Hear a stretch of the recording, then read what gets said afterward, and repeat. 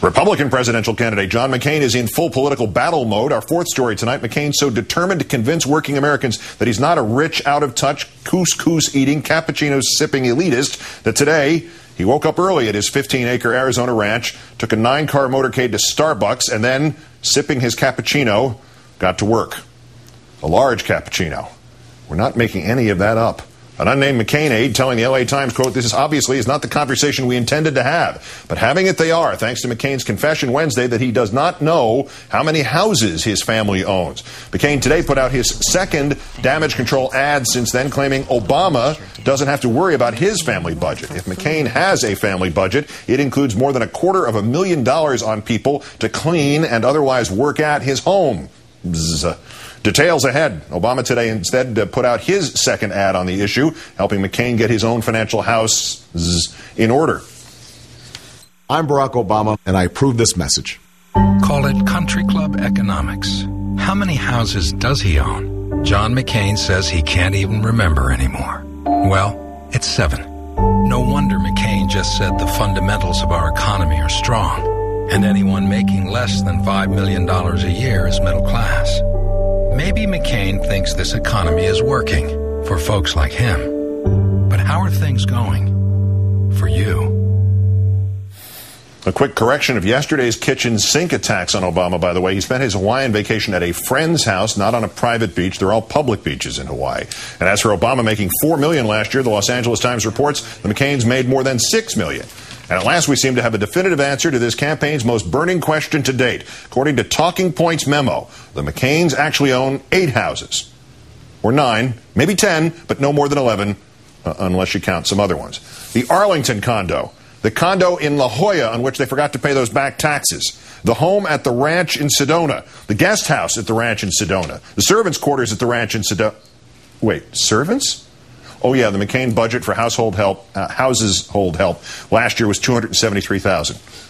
Or where was I? Oh, yeah. The vacation condo in Coronado, the other vacation condo in Coronado, the $700,000 loft in Phoenix, the other condo in Phoenix, the other condo on a different floor of the same building as the first condo in Phoenix, a third condo on the same floor as the second condo in the same building as the first condo in Phoenix, which they later combined with the second condo to make one super condo on a different floor of the same building as the first condo in Phoenix. The McCain campaign says additional houses are not homes, just rental properties. So they got that going for them. Unfortunately, a writer for the Detroit News today claims on nationalreview.com that during a December interview, McCain also had to check with a staffer to find out what kind of car he owns. A Cadillac CTS, and the missus drives a Lexus in her $3,000 suits. Let's turn now to MSNBC political analyst Eugene Robinson, also columnist and associate editor at The Washington Post. Gene, thanks for your time tonight. Good to talk to you, Keith. Is it better or worse for John McCain that we now seem to have an answer to how many houses he has? Oh, I think it's worse, actually. I mean, you know, look, the impression that has been created over the last 24 hours is that John and Sidney McCain buy houses the way you and I would buy an umbrella. You know, you kind of buy it on the spur of the moment, and you forget where you left it.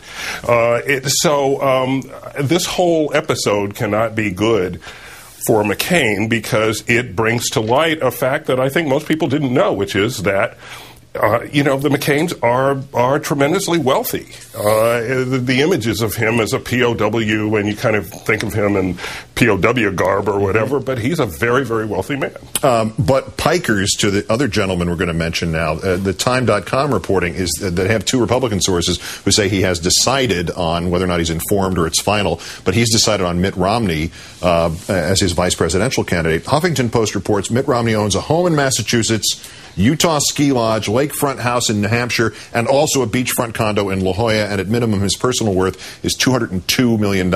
He owns a mansion and a yacht.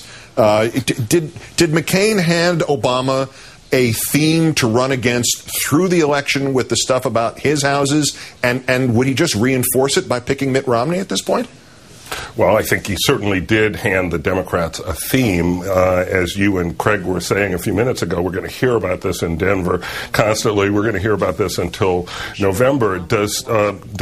Would choosing Romney reinforce this? Of course it would. I mean, we kind of knew that Mitt Romney was very wealthy, and it sounds as if he has a better hold on exactly how many residencies he owns than McCain does. So it probably doesn't make it a whole lot worse, but it doesn't make it a lot better, I think.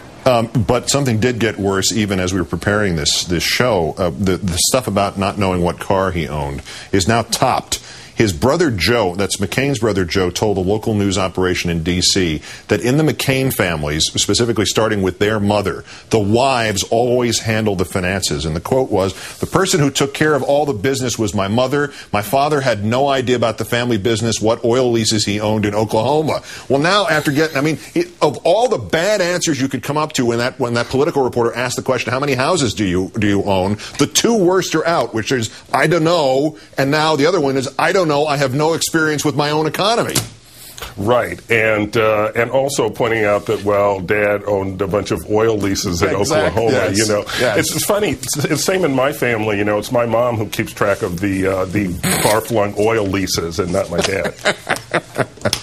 Last point on this, and this gag is inspired by my friend Tom Foti, the reporter. But should Obama announce now, in a gesture of bipartisanship, that if he is elected, he will name John McCain as his Secretary of Housing and Urban Development? But Keith Olbermann, ladies and gentlemen, he'll be at the Venetian Room next week. Yeah. I guess if not Secretary of HUD, John Edwards can't be poverty czar anymore. That could be a position for him, maybe. To ensure there's more poverty for everybody else. Eugene Robinson of MSNBC and the Washington Post. Hope you'll be joining me there in the Venetian Room in Denver. We'll see you out there and tip your waitresses. Thanks, Gene. I'll see you in Denver, Keith.